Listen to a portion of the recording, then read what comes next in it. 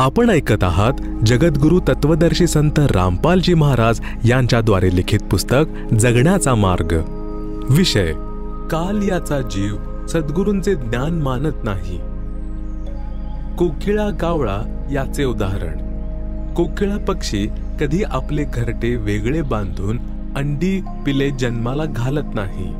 कारण हेच की कावळा कोकिळेची अंडी खाऊन टाकतो। त्यामुळे कोकिळेला अशी एक युक्ती सुचली ज्यामुळे तिच्या अंड्यांचे नुकसान होणार नाही। कोकिळेला जेव्हा अंडी द्यायची असतात त्यावेळेस ती लक्ष ठेवते की कावळीने आपली अंडी कोणत्या घरट्यात उत्पन्न केली आहेत। ज्या वेळेस कावळी भोजनासाठी दूर जाते तेव्हा कोकिळा त्या कावळीच्या अपरोक्ष तिच्या घरट्यात अंडी घालते आणि लांब झाडावर बसून राहते किंवा आजूबाजूलाच असते। ज्यावेळी कावळी घरट्यात येते तेव्हा ती 2च्या जागी 4 अंडी बघते। ती नाही ओळखू शकत की आपले अंडे कोणते आहे, दुसऱ्याचे कोणते आहे। म्हणून ती 4ही अंड्यांचे पोषण करून पिल्ले बाहेर काढते। कोकिळा सुद्धा आसपास असते। आता कोकिळा सुद्धा आपल्या पिल्लांना ओळखू शकत नाही, कारण सगळ्याच पिलांचा एकसारखा रंग म्हणजे काळा रंग असतो। ज्यावेळी पिल्ले उडायला लागतात तेव्हा कोकिळा जवळच्या दुसऱ्या झाडावर बसून कुहू कुहूचा आवाज काढते। कोकिळेचा आवाज कोकिळेच्या पिल्लांना प्रभावित करतो। कावळ्याची पिल्ले मजेत राहतात। कोकिळेचा आवाज ऐकून कोकिळेची पिल्ले उडून कोकिळेच्या दिशेने निघतात। कोकिळा कुहू कुहू करत दूर निघून जाते। सोबतच कोकिळेची पिल्ले सुद्धा आवाजाने प्रभावित होऊन कोकिळेच्या मागे मागे दूर निघून जातात। कावळे विचार करते की हे गेले तर गेले, जे घरट्यात आहेत त्यांना सांभाळते की कोणी पक्षाने नुकसान करू नये। हा विचार करून कावळी परत येते। अशा प्रकारे कोकिळेची पिल्ले आपल्या कुटुंबात परत येतात। परमेश्वर कबीरजी यांनी धर्मदासजी यांना समजावले आहे की हे धर्मदास, तुझा पुत्र नारायणदास कावळा म्हणजे काल याचा पुत्र आहे।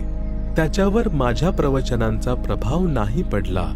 आपण दयाळू म्हणजे करुणामय सत्पुरुषाचे अंश आहात। आपल्यावर माझ्या प्रत्येक वाणीचा प्रभाव पडला आहे आणि आपण माझ्याकडे आकर्षित झाला।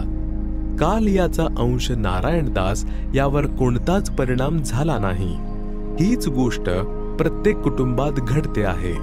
जो अंकुरी हंस म्हणजेच पूर्वजन्मीचा भक्ती संस्कारी, जो कोणत्या जन्मी सद्गुरु कबीरजी यांच्या सत्य कबीर पंथात दीक्षित झाले होते परंतु मुक्त नाही होऊ शकले, ते कोणत्याही कुटुंबात जन्मले आहेत। सद्गुरु कबीरजी यांची वाणी ऐकल्याबरोबर व्याकुळ होतात, आकर्षित होऊन दीक्षा प्राप्त शिष्य बनून आपले कल्याण करवून घेतात। त्याच परिवारात काही असे पण असतात जे बिलकुल मानत नाहीत। इतर जे दीक्षित सदस्य आहेत त्यांचा सुद्धा विरोध तसेच चेष्टा करतात। ते काल याचे अंश आहेत।